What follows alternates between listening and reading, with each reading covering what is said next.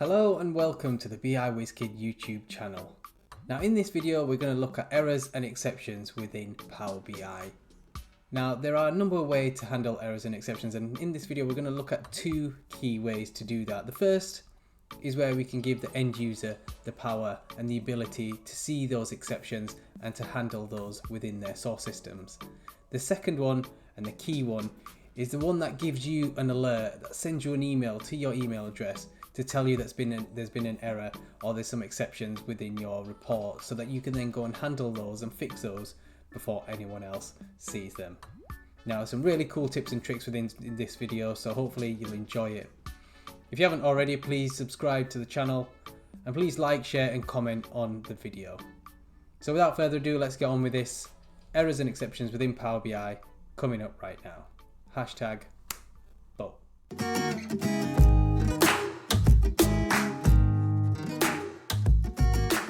So the first thing we're going to do is go into a report that I've built earlier on. Okay, so I've developed this report. So what's the first thing that you sort of see, or what a user would see in this report? Okay, yeah, we can sort of see the values and the data, etc. But the first thing I get questioned on is, well, what's this blank here? Okay, what's this blank? You know, that's sort of that whatever the item is quite significant. It's grown 69% over the past year. You know, where is it? What is it? Okay, ship mode here. I can see the first thing I see is blank. Okay, I don't really care about the figures. You know, why is it blank? What is it? And whether you're a user or a developer, you know, blanks are, you know, issues that occur in pretty much every report. And what people tend to do is say, okay, well, the way we can do it is go into our subcategory, for example, here, and we can say, well, let's just click on here and we'll click on where the subcategory is not blank, and then we'll apply that. Great, that's got rid of it. Yeah, and then we can do the same here. Go to the ship mode, and we can go to advanced filtering. We can say where it's not blank and get rid of that. Great, but not really, because now we've got rid of the data that might be important to someone within the organization. So just hiding blank values doesn't really help you as a developer, because you're not showcasing the right information, and secondly, it doesn't help the user because they can't actually effectively analyze that information and see what's what. Okay, so essentially you should have your blank values in here, but then have an exceptions report to be able to sort of handle that. But then how can we do that? So a simple way we can do that is by creating a page that has just a simple data table, which has all the different values in there, and then a list of all our different filters across here. So first of all was our ship mode. So now we can see in our ship mode filter we have a blank value. We can click on that blank value, and then instantly that gives us all the information, all the sort of rows that have that ship mode blank. Okay, and because we've got our line ID, our order ID, we can then go to our source system, find that value, and then update that ship mode. Okay, similarly with subcategory, we can see there's a blank value here in office supplies. We can go into here, we can have a look at subcategory. We've selected all the blank values, and we can see that all the subcategories in here are all blank. And then we can see our line ID, and we can see our order ID there. Okay, so let's go back to our source system. So our source system here in this case is this Excel sheet. Okay, so I'm going to open up this Excel sheet, and then I'm going to go to line number 54. Okay, so line number 54. If I scroll down here, I can see, okay, yeah, there is no value there. Okay, and there is no value here as well in the subcategory either. Yeah, so this is another way where we can sort of simply say, okay, well, let's showcase what data is empty.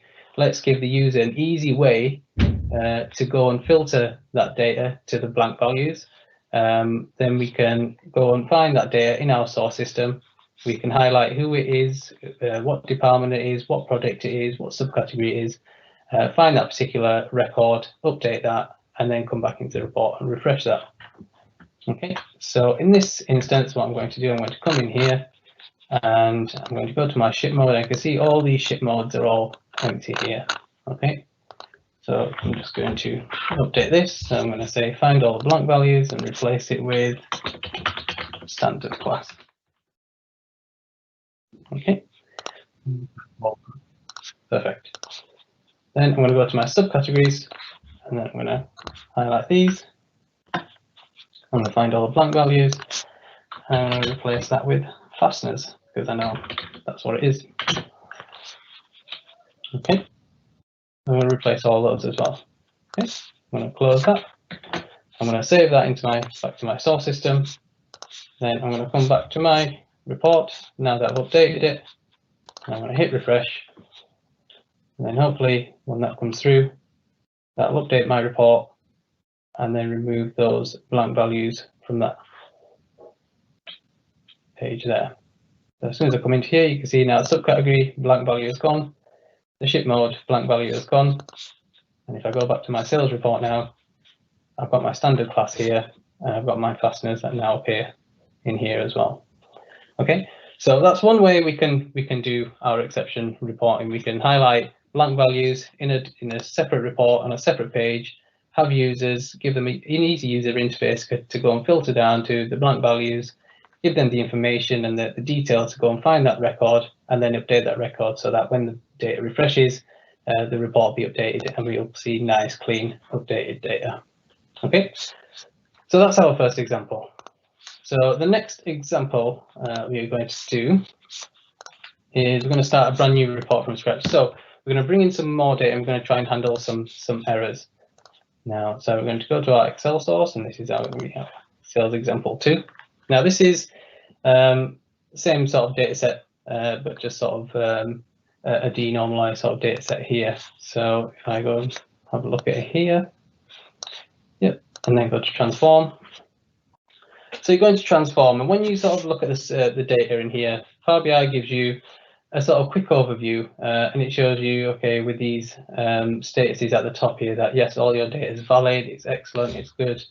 But what that does is it only looks at like a subset of the data. So at the moment, it's column profiling only the top 1,000 sort of rows, okay, which is fine. So if there's an error in the top 1,000 rows, okay, you know that it would pick it up, but if not, it wouldn't. Okay. So I'm just going to go and quickly just apply this and then bring that through, and then hopefully that'll be all okay. So I'm bringing that data through, it's all coming through nice and easily, and then suddenly I've got a problem here. Okay, so now I've got some, excuse me, I've got some errors. So I'm going to view my errors and say, okay, well, what's wrong with my data? So suddenly it's found some errors, and we need to go and view what those are. So if we go into our sales example, it brings up another query folder here, and what it does is pull out those error values and puts them into a different query here. So we can see here that it's brought through our ship date and it's given us some errors in that ship date. So in this data set, the order date is automatically created, so that's all okay, but the ship date is actually entered by the user. So we can see if we click on here that someone's put in down here at the details, someone's put in Dave Jones, and it's given us a detail output here. But it doesn't give us the detail output anywhere else. It only gives us it as we sort of click on these different values here. So we can see that now all these different values are being put in, which are incorrect, and it couldn't pass it as a date. Okay, so let's go and try and handle that now. So the way we're going to do it is this way. So we're going to go to our sample example. Okay, first of all, I'm going to take a duplicate of that. Okay, I'm going to call this one exceptions. Okay, back in our first sales example, I'm going to go over to my ship mode. I'll right click, and I'm going to say remove these errors. Okay, so now from this column, it's going to remove those errors. Right. If I go into this exceptions report, I'm going to say to it, actually keep my errors. Okay. So now between the two of these, we've got all our data, one with the errors, one without the errors. Okay. Now I'm just going to get rid of this top query here, the error query that it brought through automatically, just because we don't need that anymore. So I'm going to delete that group there. Okay. So we're left with our sales example and we're left with our exceptions. So even if we brought this through, if we clicked OK and apply, it would come through and it would say again, there's an error with your data, etc., etc. Okay, great, thanks a lot. But it doesn't do anything with it. And what we want to do is bring that this information here, so the information that we can see down here, we want to bring that through to our reports. Okay, so the way we're going to do that is add a new column. So we go to column, we're going to add a custom column. And all we're going to do is say, okay, call it error, and then we're going to say, I want you to try and pass that ship mode as the value, a date value. Okay, and that's all we need to do. Try and ship mode. And then that puts in a record here. Now, if we click on this record, you can see it gives you has an error and gives you a value there as well. So what we're going to do is expand these, bring that through.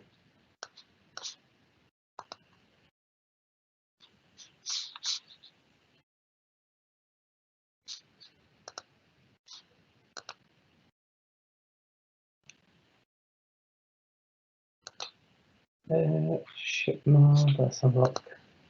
So get the errors. Ship mode, ship date. I've gone wrong. So we're looking at the ship date and not the ship. Thinking there, that's errors false. There are errors there. Okay, so we'll expand this.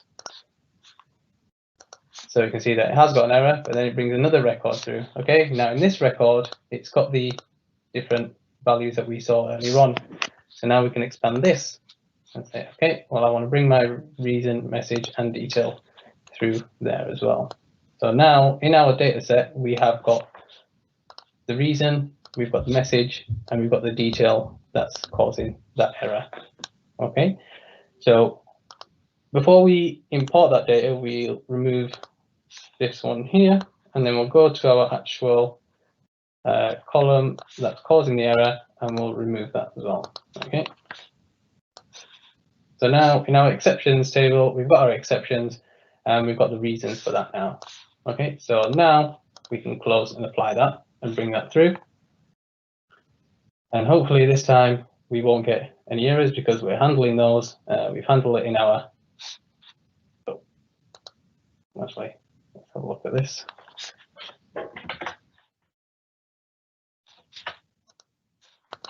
So it's brought it through again, sales example, and coming from, let's have a look at the source. From here, ship mode, remove the errors.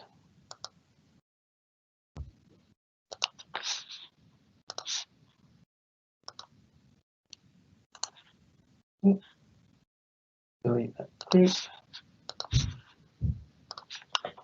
Close and apply that.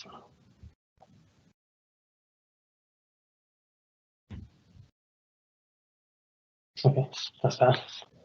Okay, so now we've got rid of those errors. We've now got our normal report, which we can report on here, which will give us our line ID. And let's just have a look by region.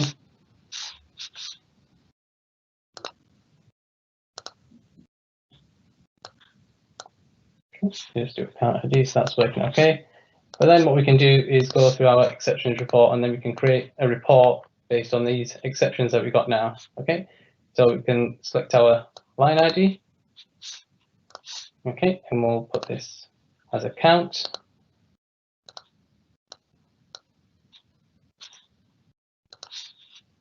Okay, so we can got our 5 errors. So there were the 5 errors that we had. So we can put count of errors. And then underneath, we can have all the detail for those as well. So we can have the message, we can have the reason, we can have the salesperson responsible for that as well. And then we can have things like the order ID in there, etc., etc.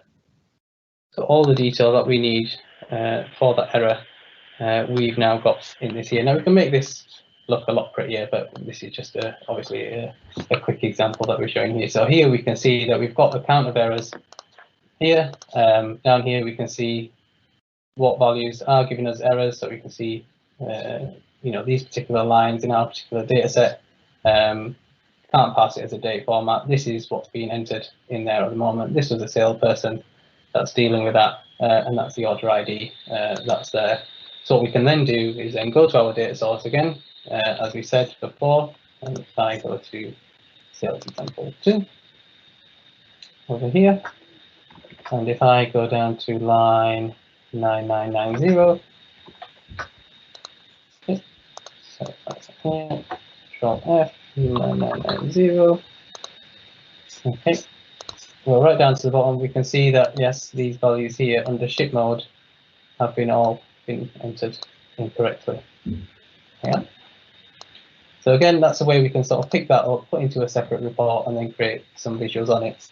But what we're going to do, we're going to extend this a bit further now. So now what we're going to do is going to publish this report to the Power BI service. Call this example. Okay. I'll save it there. I'm going to publish it up to the Power BI web service and show you what you can do with it there. Should have signed in this into this earlier on. Just bear with me.